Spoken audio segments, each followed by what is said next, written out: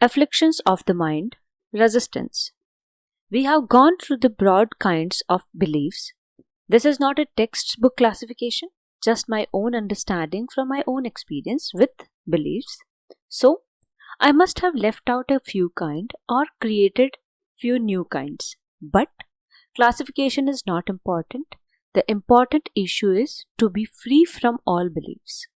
We have already seen how this can be a difficult goal. One can encounter some difficulties when one tries to force the beliefs out of his mind. They are integral part of a person, his life, and perhaps many lives. The essential task on the path to freedom is to destroy all beliefs and let the self shine as it is, in its purest form. It all starts from getting rid of beliefs that are superficial and then slowly digging them out of the depth of the mind. It can take a lifetime or perhaps many lives. The first difficulty one may find is that people don't know that they have beliefs. Many people are often surrounded by others with same or similar beliefs. That's how one gets a major portion of beliefs via indoctrination, socio-cultural brainwashing. It helps to question everything, helps to explore new ideas and contradicting beliefs, and to remain open-minded but critical of all indirect knowledge. A soft-minded man always fears change. He feels security in status quo, and he has an almost morbid fear of the new. For him, the greatest pain is the pain of a new idea. Dr. Martin Luther King Jr. Some people resist change. They fear change of any kind. They find security, peace, and happiness in old ways. This attitude is seen in regards to belief too, and actually stems from beliefs themselves. Such a person ignores all new information, knowledge, or advice that can uproot his beliefs. Some of them may even admit that they don't want to get rid of their beliefs, giving reasons that they are happy because of the beliefs. For some of the cognitive dissonance is too much to bear, and they find familiarity with old beliefs more comfortable and soothing. Mostly, they are motivated to give up their beliefs only when the suffering caused by them exceeds the comfort they provide. Probably there is no other way to cure the ignorance of the people who stick to that status quo. The fact that a believer is happier than a skeptic is no more to the point than the fact that a drunken man is happier than a sober one. The happiness of credulity is a cheap and dangerous quality of happiness and by no means a necessity of life. G.B. Shaw, Androlls and the Lion. The other major difficulty is that ideas and arguments that counter the belief of a person are seen as insults and attack on himself by that person. Even when the beliefs are pointed out, the person holding them resists their removal by defending them as if his survival is threatened. If he realizes that his beliefs has no real basis, the first thought of a person is, I'm surely going to look like a fool for believing this stuff, and so he makes all efforts to convince the other that his belief is not a belief but is a fact. In worst cases, the person convinces himself that what he believes is a fact. It doesn't take his mind long to come up with all kinds of excuses and fantasies to support the belief he is defending. You will see the reaction of such a person in form of anger, counterattacks, illogical arguments, personal attacks, or ridicule of the contradicting ideas. He is just aroused and is defending himself from a perceived insult to a threat. Sometimes the reaction is to avoid the situation. The avoidance is seen as sudden change of topic, a laugh it off reaction, or actually leaving the room. So, we find that self-preservation tendencies kicks in as soon as one encounters a contradicting belief or anyone who points out a belief. mind has a peculiarity that the imagined threats or verbal threats cause a similar reaction in the person as those of real threats to the life, say an attack by an animal. This has evolutionary reasons and it is helpful sometimes because a deadly fight often starts with insults. So, it is logical that the mind prepares the body by reacting in a defensive way. Once the control slips from intellect to the ego, to be discussed later, it's all mechanical from there onwards. An ignorant person has not severed the ancient connection of his intellect with his ego and finds himself acting in uncomfortable ways. The defense, the anger, and the violence happens on its own once it is triggered. Somehow, the belief, the erroneous ideas become a part of the personality. A structure defining the person and the survival instincts are unleashed to defend the belief in exactly the same manner they defend the person from danger. Now you know how it is possible to cause a war simply by ridiculing some odd beliefs of the other party. Note that this has nothing to do with intelligence, and an extremely intelligent but untrained person will also act in mostly the same way. Cultured people can often surpass the reaction but do get offended and keep that hurt in their minds. An attempt to correct someone's belief can easily ruin your relationship or friendship. This is especially true if the belief is related to religion or politics, or sometimes genders and races too. The list of sensitivities is long if you ask me. Belief needs something terrible to make it work. I find blood, nails, a bit of anguish. Annie enjoyed the gathering. What is the proper reaction when your knowledge is conclusively shown to be just a baseless belief? Needless to say, bow down in gratitude. Thank the person who has done this favor on you. Consider yourself fortunate that you were shown your errors. You have successfully liberated yourself from the shackles of a belief. You have progressed one step further. What can be better than that? I would suggest go ahead and ask for a review of your other knowledge about other stuff. Do not miss this opportunity. Make that person your friend or your teacher and stick to him if possible. Once you are as knowledgeable as he is, you have seen the matter as a direct experience, your learning will stop, but the loving relation will last. However, if the person is unable to realize that his belief is baseless, he is often puzzled, becomes doubtful, and the thought is something like, what the hell this person is talking about? I know I am correct. The reaction is again to preserve his belief. Most of the people have a bias that they cannot be wrong and refuse to analyze their own beliefs. In best cases, the person politely disagrees and goes on with his business.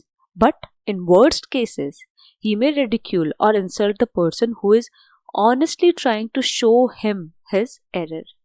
The poor fellow never gets any respect again and the relationship goes downhill. Or the person holding the belief may take pity on the one who thinks otherwise and may try to convince the other how he is wrong instead. He may bring forward all kinds of evidences, quotes by authorities and whatnot to prove his case. It usually gets all convoluted and the debate then shifts to how all the evidences is right or wrong. The belief stays where it was or gains more strength as it becomes more of a matter of who wins rather than what is right. You will mostly find that a believer wants to win, and the person who has knowledge will not care much about proving himself for obvious reasons. What is the proper reaction of a seeker when he can't see that his knowledge is unfounded when pointed out? Ask more questions. Demand counter evidence. Ask for explanations. Ask for direct experiences or how to get them. Sleep over it. Do not immediately judge the counter claims. thank the other person and tell him that you will try to see it and correct your mistakes, if any. If your ideas were indeed unfounded, you will find yourself going through the stage of realization. I need to find this out. I don't know. Perhaps I'm wrong. And finally, I was wrong. It's just a belief. You have just destroyed a belief. Celebrate. Don't forget to meet that person again and ask for comments on other stuff. You have found someone who is upstream, who is more advanced than you, and most importantly, is ready to teach you. Not many are so fortunate. Another resistance comes in the form of stupidity. When pointed out, a person is not only unable to realize his error, he is blissfully unaware of it all. He fails to get the point. There is often no reaction or a wide-eyed puzzled look, and the person wanders off into his zombie land. Sometimes, stupidity does evoke violence and fights, and you learn not to correct the belief of a stupid person in a hard way. Anyway, someone has to learn a lesson. Maybe it was your turn. What to do if you can't get the point? Not much. Purifying yourself to the belief is not your priority here. Instead, sharpen your intellect. Most of the beliefs make home in the mind of a person because of his failure to critically analyze the indirect knowledge or to understand it. A stupid person simply accepts whatever he is told. If a person lacks intelligence, beliefs find him as easy target.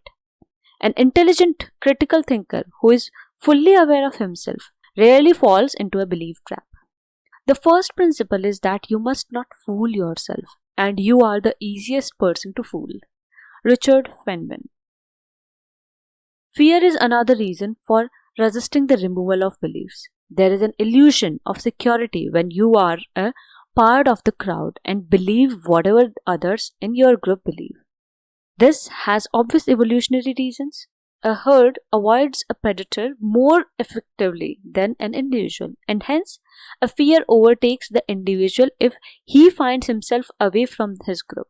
When a belief is questioned, the primitive instinct takes over the person, and a fear of what would happen if he did not believe in what others around him do arises. Result: the person is forced back into the belief. Sometimes he is back to the belief which is now even stronger, because he is now convinced that not giving up the belief has made him more secure. At times the belief weakens as the person is now aware of the fact, but the person again takes shelter in the belief for the fear of deviating from the norms.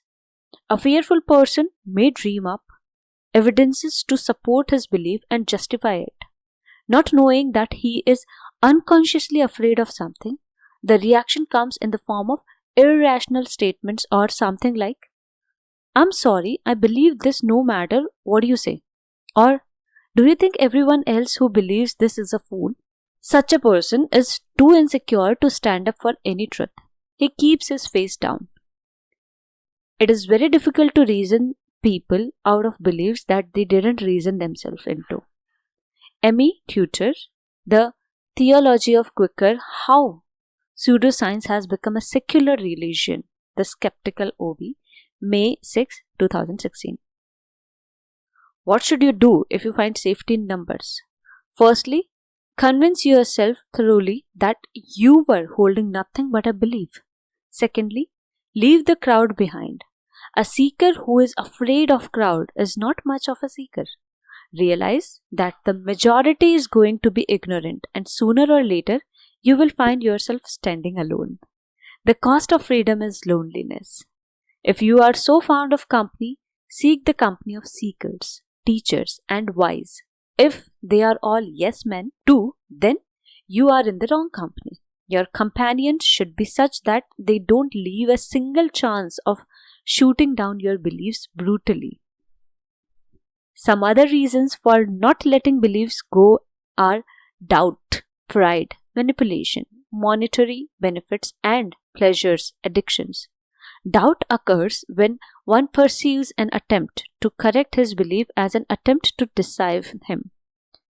This happens especially when there is no trust or faith. Doubt prevents the person from shading his beliefs, perhaps makes it stronger. Some people take pride in believing something no matter what the evidence say and no matter how idiotic they look holding it. Example: a person of a superior caste or race has all the reasons to believe in his superiority. Manipulation by others forces the person to remain chained to beliefs, especially happens with cults, but can happen in offices, families, relations too. The constant brainwashing by others make the believer incapable of seeing his mistakes. If someone is getting rich out of beliefs, it makes sense to keep the belief. Example: an astrologer who is making money out of his knowledge and expertise, or a snake oil salesman. Pleasures gained from the addiction's actions twists the logical circuitry of the brain and makes one believe that the object of pleasure is somehow harmless or even beneficial for him, or the action is fair and just. Example: a gambler would want to believe that gambling will make him rich very soon. A smoker wants to believe that only other dies from smoking. He is immense to it and a pack a day makes him perform better, etc. etc. What to do in above cases? Fix the primary causes first. The belief disappears when it finds no support. The matter is complicated by the fact that the belief and behavior reinforce each other. It may be more difficult to fix the primary cause than belief itself. This is long path indeed. Such people go through a lot of suffering before they get a hint of where they are wrong. These were some strange resistance people encounter when faced with beliefs destroying agents. Perhaps I'm missing a few more, but you get the point. By agents, I mean people with knowledge, eye-opening books, reports, experiences, and anything that can question a belief. Resistance occurs as a result of deep ignorance. Ignorance is a result of not being aware. Being aware that an idea is not founded on direct experience and can be a belief weakens the belief considerably. Not justifying the belief crumbles it down. Consciously looking for experiences, evidences, contrary viewpoints, and falsification help to destroy the belief completely.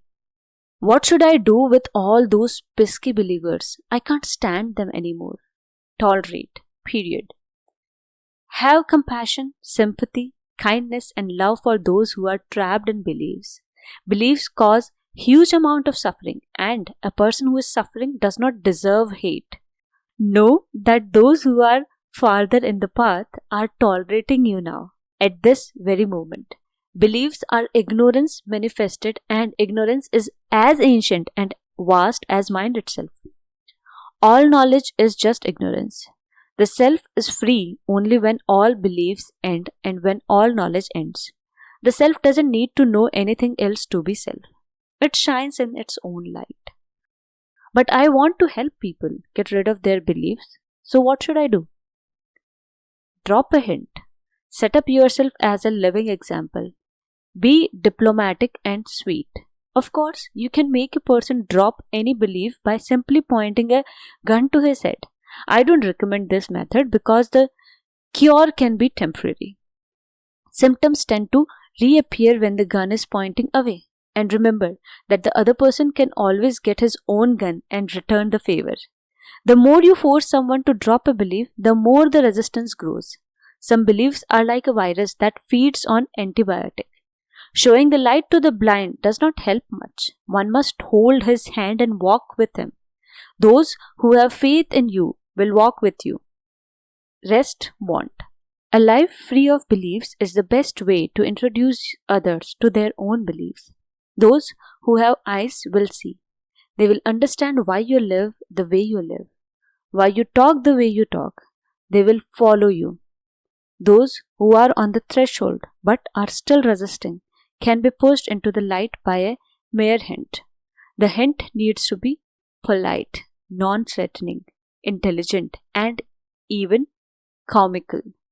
For those who can't even see the hints, being diplomatic, sweet, charismatic, and affectionate can help to entice them into the bright side. For extreme cases, sometimes the best action is to walk away from them. For those beliefs that fed on resistance, it is best to leave them alone and let them strive to death. For some people, it causes more harm to their growth when they encounter a truth they are not yet ready for. They may recoil in fear, may get totally confused, may end up in depression. You never know. Interacting belief of others is a tricky affair. If you are on a super fast path, I would recommend to not to mess with people. They will be taken care of. They are already perfect from your point of view.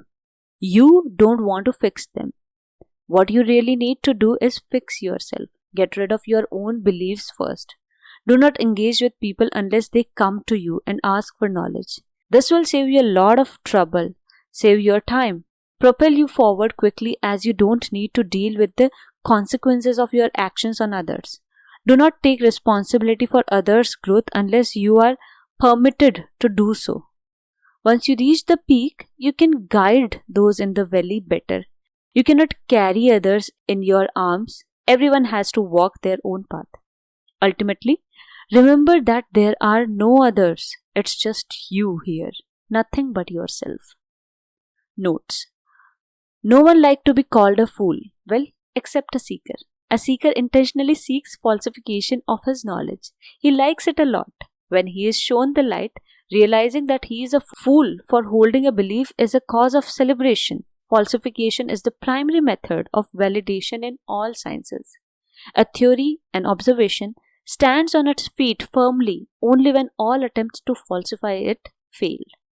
If something is not falsifiable, it is unscientific and cannot become a subject of study.